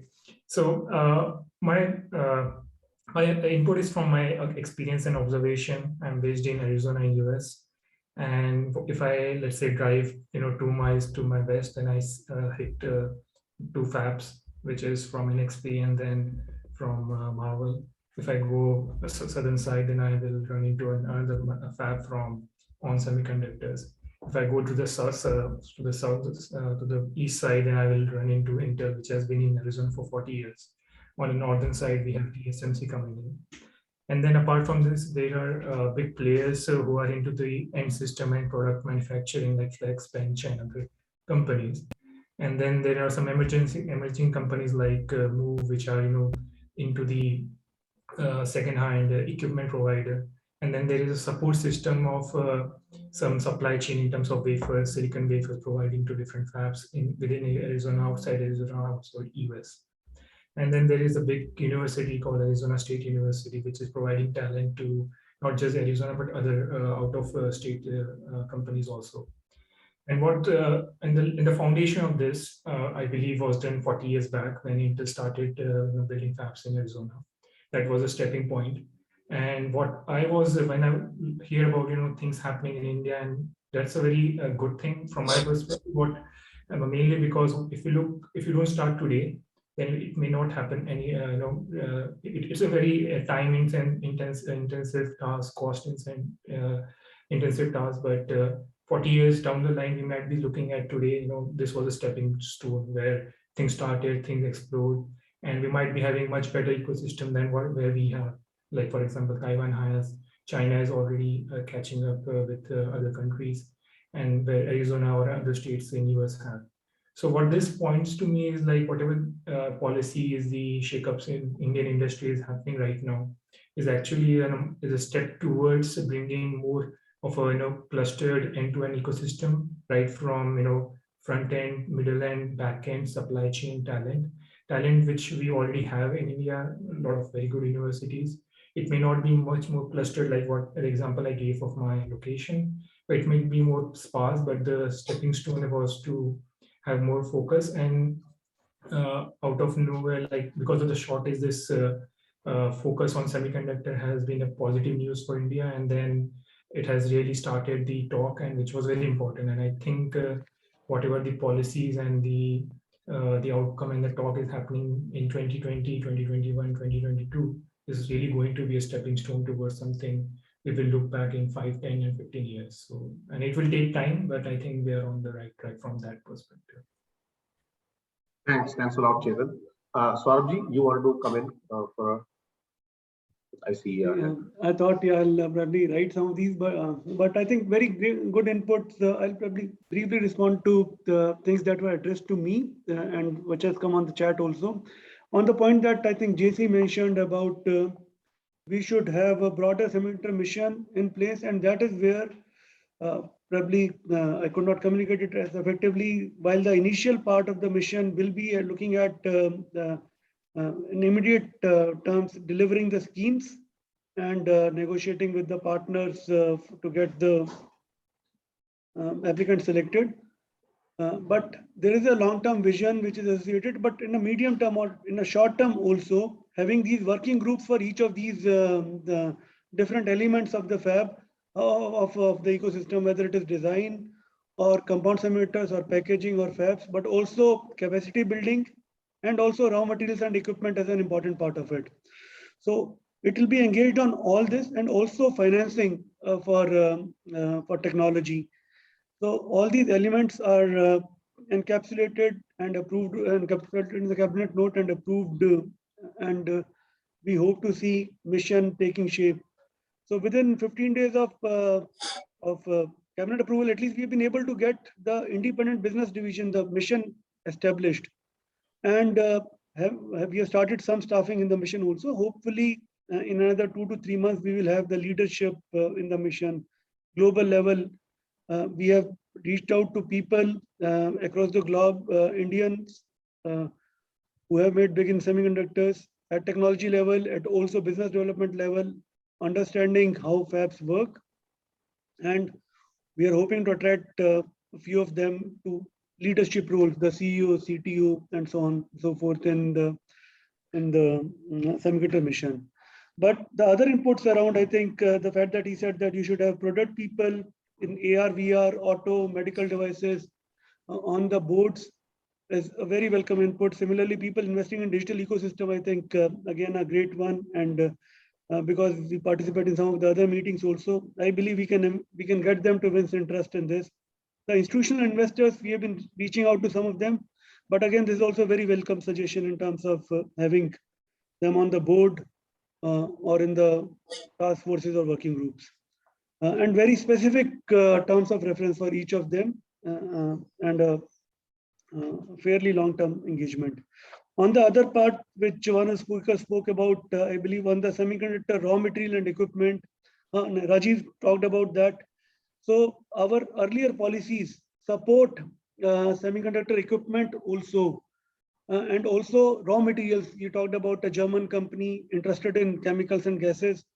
So as part of specs, which probably you are aware of, we are happy to to have deeper discussions and meaningful conversations with such companies and invite them to participate and offer government support and subsidies also. Already, for example, with AMAT and with LAM, we would want to get certain things moving.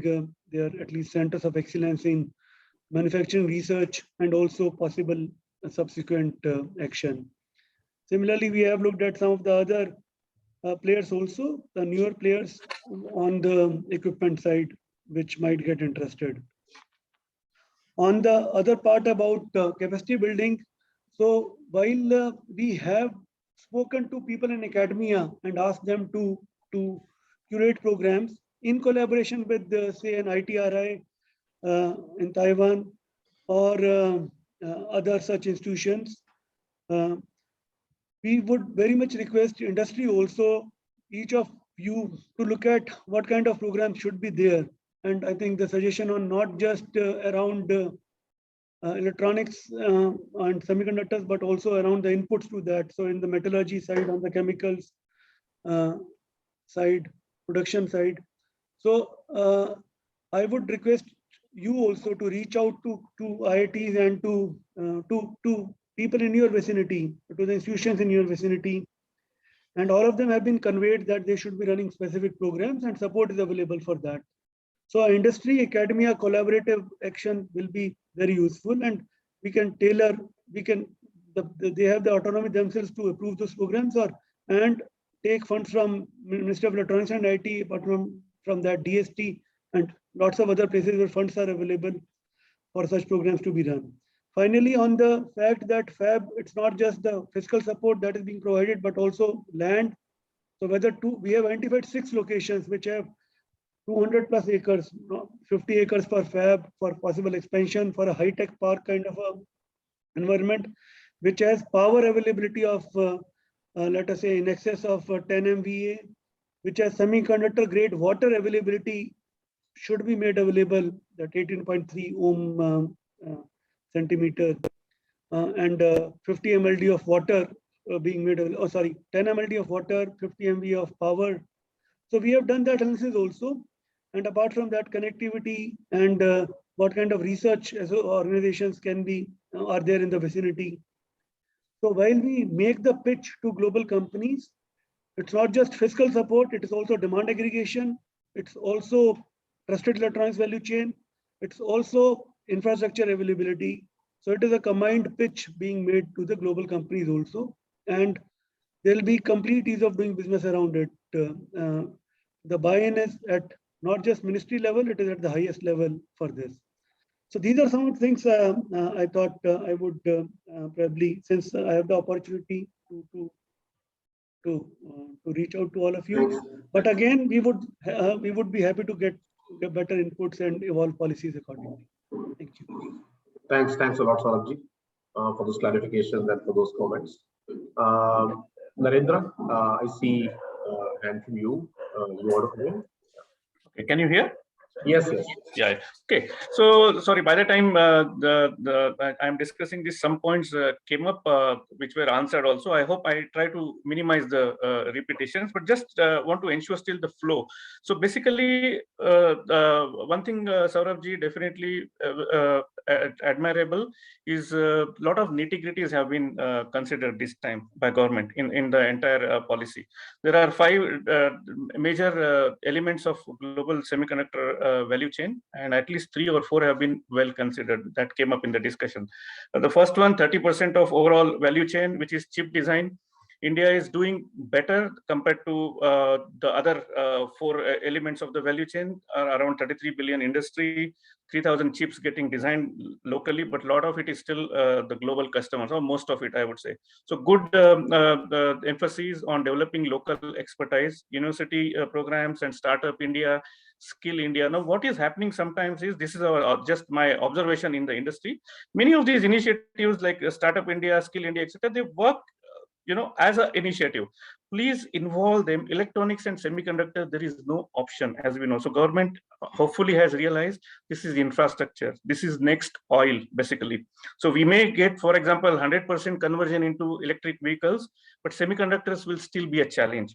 So as long as India has, and this will require political will, this will require government push to a large extent, because it's becoming a political game globally.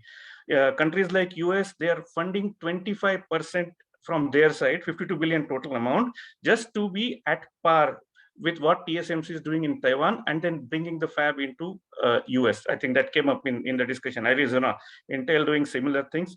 EU talking of $150 billion investment, Korea $450 investment, and China, of course, they know that there is no limit to that. So why these guys are doing it is they realize that this is the real national security, this is infrastructure, and everything that will happen in future. So we have to look at it from that point of view. It's understood that we will be short on funds. We have to start in a a smaller way, but the whole control has to be taken by government from that angle. That is point number one. So we have to keep enhancing this chip design activity, which is our major strength. What India has to look for is to become a, just keep expanding in the ecosystem. We cannot just stay aloof and then become irrelevant in this game. That is the main lookout here. Second, of course, is around 5% of the value chain, which is the silicon wafers. Looks tough. Government can still look into friendly countries like Japan, US, if things can be worked out. Japan is controlling a lot of it currently. But there are IP protection and several other issues. So not sure whether we can straight away get some pie out of it.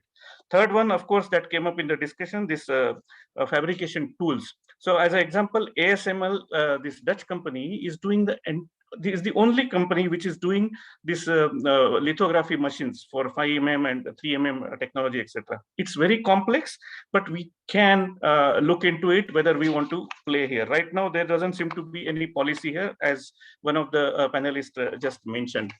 The fourth one is, of course, the fab part of it. And I just mentioned how the fab game is. It's split with 5 big guys, and multiple fabs are coming in. 10 are coming in US. This is all by 2024. 7 are coming in Europe. That's the investment which is going on, and 55 total in Asia Pac. So it's a big game that is going on. We definitely have to push it even politically. We just can't leave it to the private entrepreneurs. That has been tried earlier, but the game doesn't really move forward. So this is the importance of fab activity. And last but not on the fab, by the way, as rightly was discussed earlier, so 10 billion, 12 billion is the cost of the higher technology fabs. So probably we need to initially, since we want to get into the game and create the ecosystem, look for the lower end or the middle end of the chips, which may be probably required in local applications and so on and so forth. Get it going. The investments could be 1 billion, 2 billion for some of those cases. So we just need to get going. That's the real message here. And the last one, of course, is the ATMP. Now, this looks to be very, very attractive, and for unknown reasons, we just did not enter into this game earlier. So China, Malaysia, and Philippines and all those countries have been doing this game basically. So again, Skill India, Startup India, get these initiatives together. We need to have low-cost skilled workforce, and in the other related strategies, we have talked about dedicated semiconductor corridor and so on and so forth. This is a good bet to really enter fast, and we are zero here. So whatever we do, again, we come into the value chain in a bigger way. So these are a few of the suggestions, I would say, and the missing element seems to be the machines or the equipments that we talked about. So that could be looked at, as one of the panelists already mentioned. But other elements, policy is coming in shape. It needs relentless pursuit, basically, and could be a political game, as I mentioned. Also has to be involved. It's not only the financial packaging part of it, because that will never be enough. We are still small in terms of the incentives. So that's some of the points from my side. Thanks. Thanks a lot, Narendra. Thanks a lot. Thanks. And I think I see Sid. I see your hand. You want to come in, especially point here. Yeah. So again, over these last few minutes, there's been a lot of ground covered, but a couple of points that I want to make. One is, when we talk about skilling our people here, one of the key areas that we've seen that has been a big impact to the industry has been just managing supply chain, right?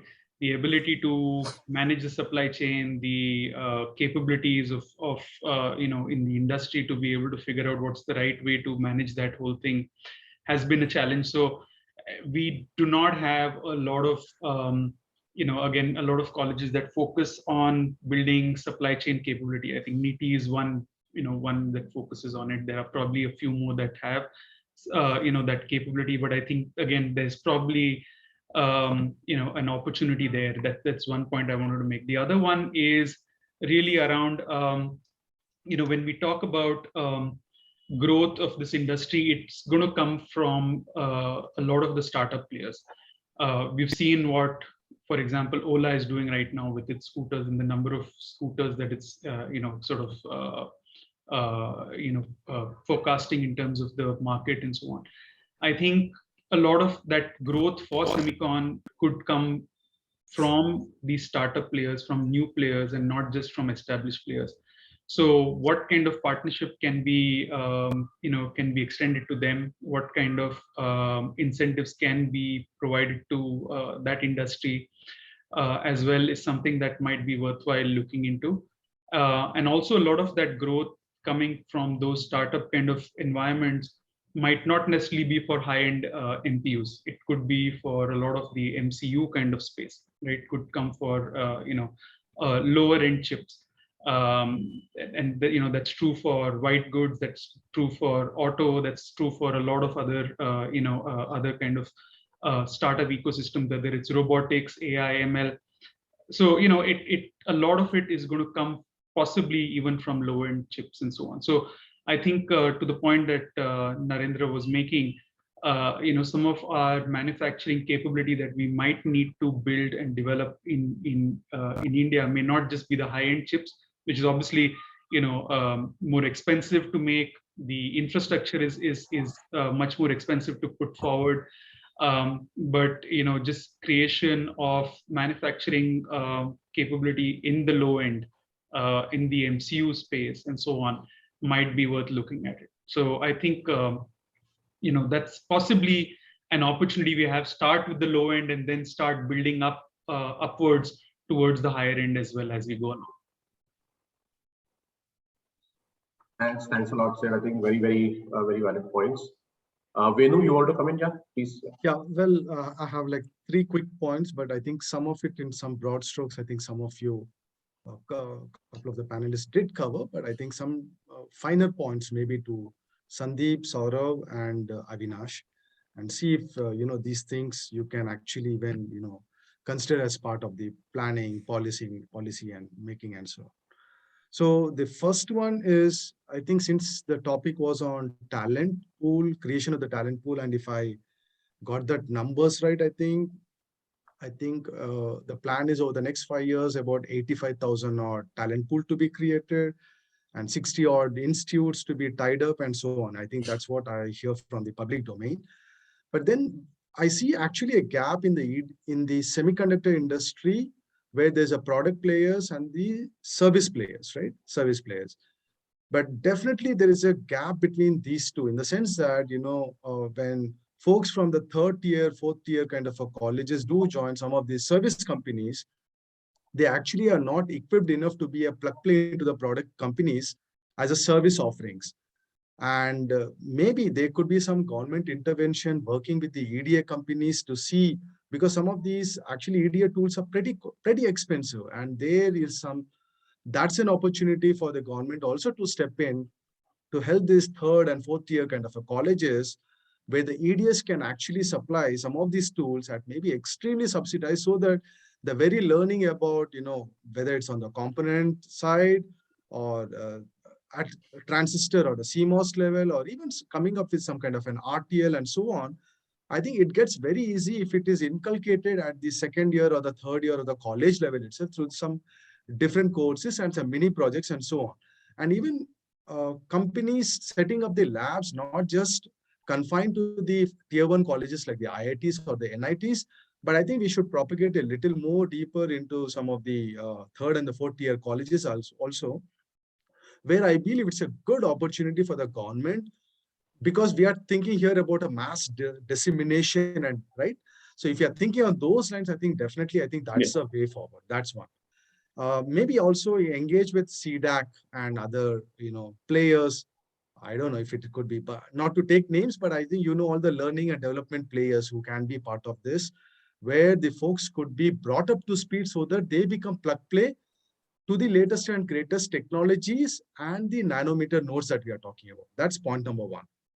Two, India as such, if you take, and maybe it's an overstatement, but if you look into the last 2.5 decades or so, I think one of the weakest links from an R&D perspective in India, statistically speaking, had been on the IP and the core development, the intellectual property and the core development, right?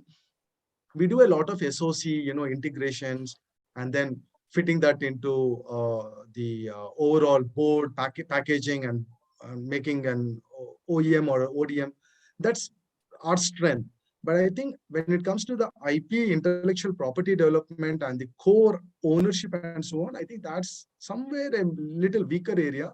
And I think we should start focusing on that and also try to encourage people on the patenting part of it and the IPR protection part of it. I think that's where even the government intervention and some of the management leads actually can step forward to inculcate that sense. That's two. Three, maybe a very specific one for maybe only to Saurabh, I would say. Well, we talk a lot about electronics and semiconductors, but there are other broad strokes when it comes to raw material itself. For example, Australia, for example, has an abundance and plethora of, lithium, for example, which is one of the key thing required to the batteries, for example, right? And battery is going to be needing a lot more impetus, as we talk about the so-called technologies in the next 5 to 7 years. I think that's an area where the government also could work very closely with the Australian government to see how the lithium, which is an abundance in that country, can be brought in, and then we up the bar on the solar and the batteries per se. Yeah, these are the 3 points I have. Thank you, Venu. So I think we have Rohan and Senthil who wanted to come in and say, guys, can I request to be brief because we are the last 10 minutes and many people have a hard stop. So after this, I'll just do a wrap up thing. So Rohan and then Senthil, please. Yeah, I mean, actually, my comments are already there, right? I mean, I'm going to write an essay on this and keep writing essays on LinkedIn after that. But I think it's very encouraging for me to be participating in this, right? And there are a lot of aspects. See, at the end of the day, chip is a chip. I was speaking to somebody yesterday that I'm speaking at a conference, and he said, which chip? Banana chip? Potato chip? What I'm trying to get at is, at the end of the day, it's the product and the use cases of our markets that will drive the business as well, right? So I completely agree with Sid when he said that our startups will actually drive this. What are those products that you can make that will benefit our use cases, right? And then you can have an export-oriented philosophy over there. So I think we should not just focus on chip. We should focus on, a comprehensive plan for product development. And that's why what all market segments, military, commercial, consumers, education, healthcare, we have to focus on all of those and see where we can make a dent. That's what I'd like to say. Thank you. Thank you, Rohan. Senthil, you wanted to come in? I see a hand, you raised your hand. Yeah, thanks. Actually, I just want a few more very important point which I was thinking to comment. One person told me that if someone has to manufacture semiconductor in India, it should not be made in India. He should be mad in India, because the demand, you need a military like discipline inside your fab. It's not like you just go in and do something and come out. And it's not only for the fab, as Rohan mentioned, that it should come as a product. When it comes to the fab and technology, immediately everyone discussed that, oh, we need a 5 nanometer technology, we need a 3 nanometer technology. That is the latest technology. TSMC can do it, Intel can do it. Can you be able to do it? I can guarantee next 10 years we cannot do it. Until unless Intel or TSMC comes, okay, now even if you want to do a 40 nanometer, it could be only 4 major players, they can do it in India. So let's keep that technology aside from all our discussions. Let's focus on 28 and above. That is more realistic for us. If government wants to invest something for strategic or any new player get into that one, for example, even Tata or Reliance wants to have a joint venture, and 28 and above is more realistic. Maybe I think it won't go in any public, outside of this conversation. So the EUV, when it comes to sub 10 nanometer, it's an alliance from ASML, Intel, Samsung, and TSMC. No one will get the tool. Whatever you do, you won't get the tool. Maybe if they come out of the alliance after 10 years, you will get the tool. So there is no point in looking in less than 14 nanometer technology. And if we come to 28 and India Semiconductor Mission, now I would like to look the history back. Is it the first time we are getting a technology? Let's consider the 28 we are getting. It's a 10 years old technology. We got 180 nanometer to SCL, which was that time 10 years old. We got 1 micron technology to Sitar Bangalore, which was 10 plus years old that time. So every 10 years, we are getting a technology and it is just staying there. So where are we making mistakes? Why we are not able to further scale up the business? I could see when I was doing my PhD, I was working closely with Sitar. I could see how Sitar fab was dying. And now there is no Sitar 1 micron technology there. And so where are we missing? If I go to any of the semiconductor research lab from India, they say that they are proudly taking part in Atmanirbhar Bharat. They are proudly taking part in Made in India. But what are they doing? So we should also think that that mistake should not happen. It should not be repeating. And after 10 years, we all meet again and we are talking about, okay, India is entering into that one. So I would recommend the past mistakes should not happen again. I really like the DLI scheme, which may lead us to the product oriented one rather than just putting money for fab. So these are the things I just want to add. A point to think maybe whenever you get a chance. Thank you, Sachin. I think we are kind of towards the end of the discussion, and I think we pretty much covered the key pointers which got circulated yesterday to all of you. I think what I would like to do towards the end is your views, and again open to all of you, is we discuss the industry landscapes, market size, how it's going to grow, from your respective vantage points, the position of India, the strengths of India and challenges, and what should India do as a country to make sure we bring the whole ecosystem to the country. And I think we had very interesting discussions about not just being focused on fab, but the overall ecosystem, the supply chain, minerals, gases, and make sure that design and R&D is taken care of. What do you think of in the end, from a broader standpoint, if you step back, semiconductor industry overall, how will that evolve? How will things like AI play a role in defining the industry going forward? Will it pose any challenges? Will it be helpful? What can semicon companies do to deploy AI at scale and capture value? What role will it play? And what kind of policies and standardizations are needed? You hear a lot about debate about ethical AI, but it's mostly on the software side. Do you see those challenges coming for the industry in general? Closing comments on that topic from any of you. If I can go ahead, because I do the machine learning algorithm development, chip design. Okay, so I've been IG modem designer and the machine learning algorithm development in the last couple of decades overall. And of course, I have the viewpoint about how software guys actually develop the use cases around it. But I think when I look into the computation power these chips have, for example, the one which I'm currently designing, it could do some inferences. The machine learning is all about, you have like a lot of a data mining, big data, and on which you want to do the inference, right? I mean, you have a training data and you want to do an inference where the inference has to be to a greater degree of accuracy, right? For that to happen, you need to have a neural processing unit, NPU, where it could do like about 12 to 20 trillions of processor instructions, computation, which is happening like in a microsecond kind of a speeds, right? Some of the chips that we develop are going into autonomous driving, for example, which is like fitted into the car, and it's a complete bomb to the car, bomb cost to the car, where, it is acting as like always on cameras, these sensors.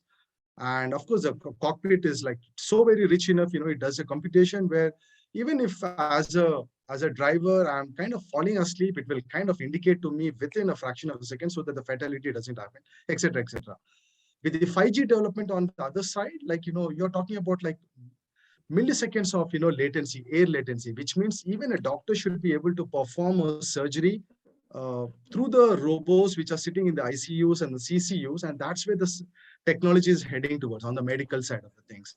So overall, I think including the XR and the VR that we talk about, I think the world is more heading towards a lot of things which is done in a very, very mundane and a mechanical fashion by the human beings. Can it be avoided? And how can machines play a role where they actually supersede above the human brain to see that, some of these computations can be done without the human intervention at all. I apply some of these machine learning techniques, not just on the chip design, but on a day-to-day job. For example, when I say that, when you have a software test plan on which, you want to execute, or a hardware test plan, you want to write test cases and so on. I think we reached a point, and it took like a year or year and a half, where we actually feel a lot of that, such kind of a things need not have to be done by humans, but actually the machines can do that.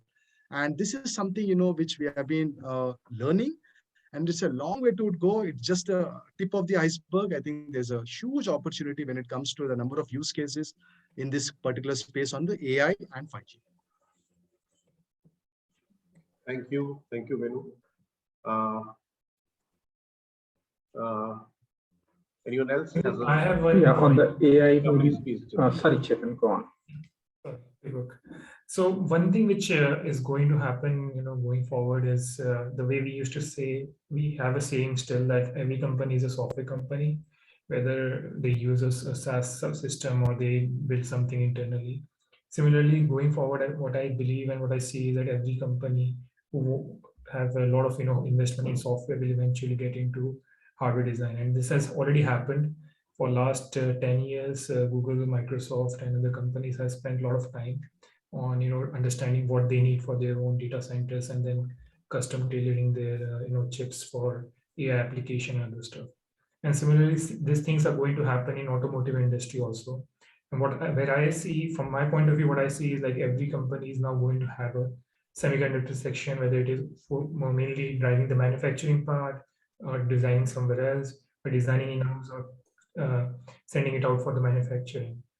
So one fundamental change which will happen in a few years, and which is already happening, is about having semiconductor being designed in-house a lot than being just a general purpose device outside.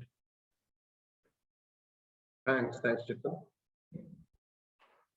Probably the last comment on AI, and I appreciate what Venu mentioned. So like 10 years back, I used to say that AI and ML, when the terms was coming up, I say these are the glorified statistical analysis of mathematics we used to read earlier in masters and all that.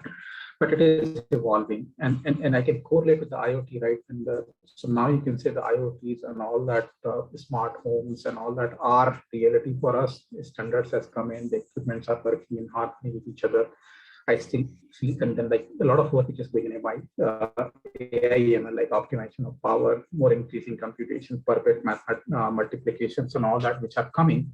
They will play. I'm sure that in few years we'll start seeing the sensors data and all that playing in harmony, and that will become reality, and that will start driving it.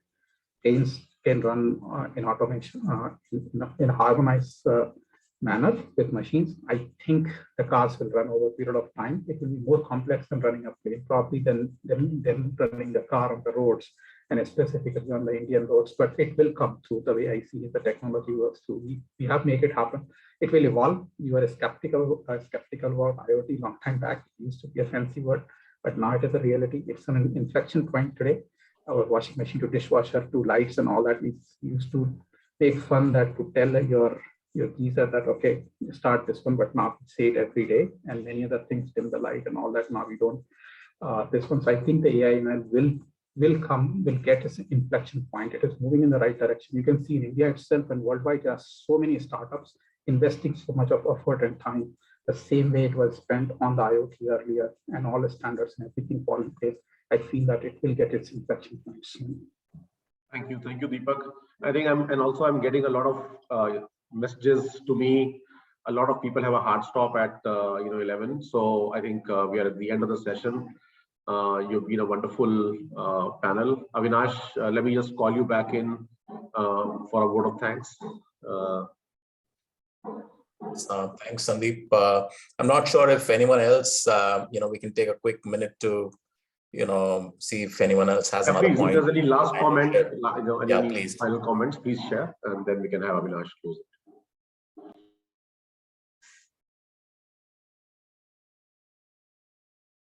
All right. Great. I guess it was just a pleasure, getting so much of learning, thanks within the last couple of hours, so much of information to learn. I think we'll connect more offline and learn. Absolutely wonderful session. I think great panel. I think very, very knowledgeable speakers, all of you. So thank you to all of you. Yeah, Avinash, over to you, please. Yeah, indeed. The wealth of knowledge, the depth and the width certainly cannot be fit into a 2-hour session here. I think we'll need a 2-day session to kind of really talk a lot about all of this. Let's see in future if you're able to kind of get this thing together. But the point that is really coming hard is there's a huge opportunity for all of us, and all stakeholders will have to come together to seize this opportunity. Indeed, it was a pleasure having all of you. A lot of learning from each one of you here. In fact, it was great having Mr. Gaur here to kind of share his thoughts and what the government of India is actually doing. And of course, this dialogue will continue. We do have a group on LinkedIn called as a Technology Game Changers, where we talk about a lot of other emerging technologies. We'd urge you to be a part of that and participate actively in terms of contributing, and so that you can share your knowledge, there. We will look forward to, connecting with you individually again. Thank you indeed once again for joining in this session. Have a wonderful day ahead. Thank you. I'd also like to thank Sandeep exclusively, and then Sharnita, who's actually put this, together. Thank you, Sandeep, and Sharnita. My pleasure. Thank you. Thank you all. Bye bye. Thank you, Viraj. Thank you. Bye. Thank you, Chetan. Bye, Chetan. Thanks, Chetan, for joining in. In your odd hours. Yeah. Happy to join. Bye, Deepak. Thank you, Narendra. Thank you. Bye. Bye-bye. Sid. Thanks. Bye. Thank you all. Sid. Yeah.